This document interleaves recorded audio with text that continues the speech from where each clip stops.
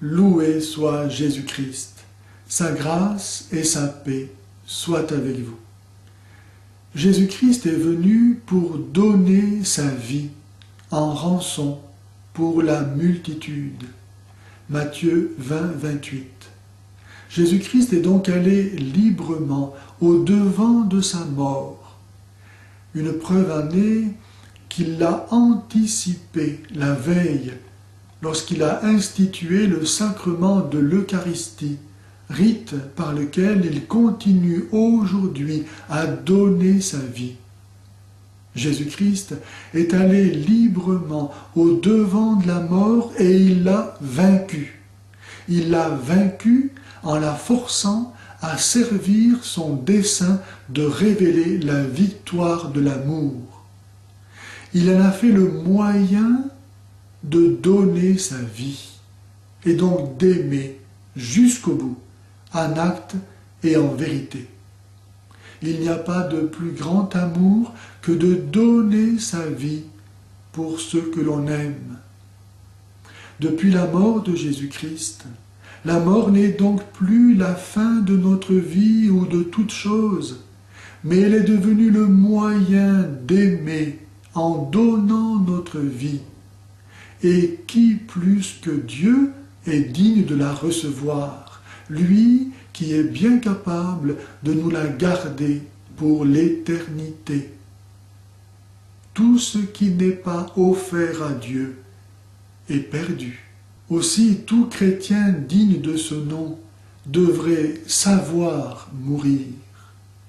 Mais, chose curieuse, on imagine communément que l'on saura mourir sans l'avoir jamais appris.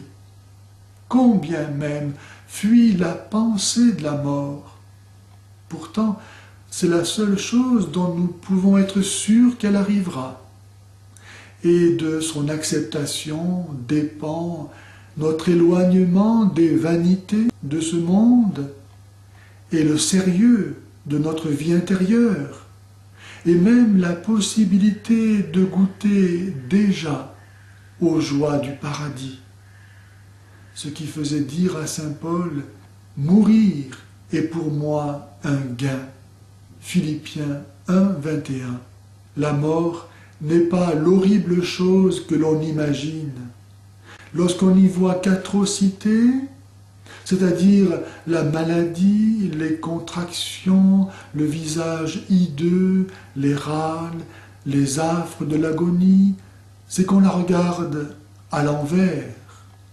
Mais le disciple du Christ, lui, la regarde à l'endroit, et il y voit la fin de son exil, la fin de toute possibilité de péché. Et quand on aime Dieu, quelle joie! Il y voit les bras du Christ ouverts et son sourire. Et voilà qui est beau, enviable, enthousiasmant pour celui qui aime vraiment Jésus. La mort est devenue le plus beau jour de sa vie, le moment où enfin il va voir Dieu, celui qui lui a donné la vie, celui qui est la source de toute vie, de toute joie, de tout bien. Il va enfin avoir la révélation de ce que sa vie avait de caché dans le Christ. La nature divine dont il est devenu participant le jour de son baptême et qui a grandi à chaque messe, à chaque communion dignement reçue, à chaque prière vraie ou acte de vertu, va enfin révéler toute sa splendeur. C'est parce que les hommes ne pensent pas à la vie éternelle, que leur vie ici-bas est misérable ou triste et qu'ils finissent toujours par la perdre. Mais pour qui va rejoindre le Seigneur, lui qui nous a aimés jusqu'à en mourir? Quel bonheur! Nous qui confessons dans le credo « Je crois à la vie éternelle », prenons cette affirmation au sérieux et regardons la mort pour ce qu'elle est réellement, la naissance à la vie éternelle. De même qu'un petit enfant, lorsqu'il naît à la vie de ce monde, meurt à sa vie intra-utérine. De même, lorsque nous mourrons à cette vie du temps, nous naîtrons à la vraie vie, celle qui ne passe pas, la vie éternelle. Et c'est pourquoi saint Paul nous demande de ne pas être triste devant la mort comme ceux qui n'ont pas d'espérance. 1 Thessaloniciens 4, 13. Il y en a cependant qui repoussent l'idée de la mort comme étant désagréable et décourageante, et ils s'imaginent qu'il leur suffira d'y réfléchir le moment venu, et qu'à cette heure-là, ils auront lumière et grâce pour s'y disposer. Ceux qui pensent ainsi se préparent une bien amère désillusion, car on n'improvise pas sa mort, on meurt comme on a vécu. L'arbre tombe du côté où il penche. De tous les actes que nous avons à faire, mourir est l'acte qui demande la préparation la plus soignée. Quelle liberté d'esprit aurons-nous au moment de notre mort? Aurons-nous le temps de penser ou de nous rappeler les grandes vérités de notre foi concernant notre union au Christ?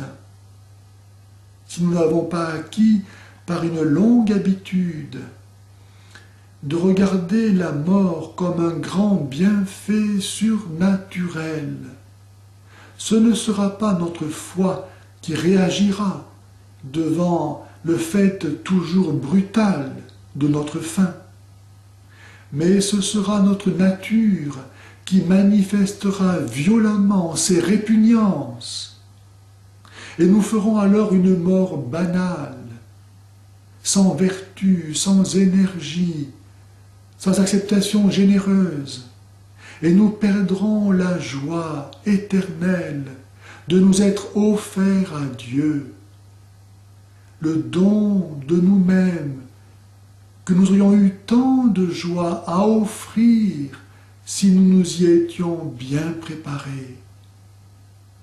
Veillez et priez sans cesse, disait Jésus, car vous ne connaissez ni le jour ni l'heure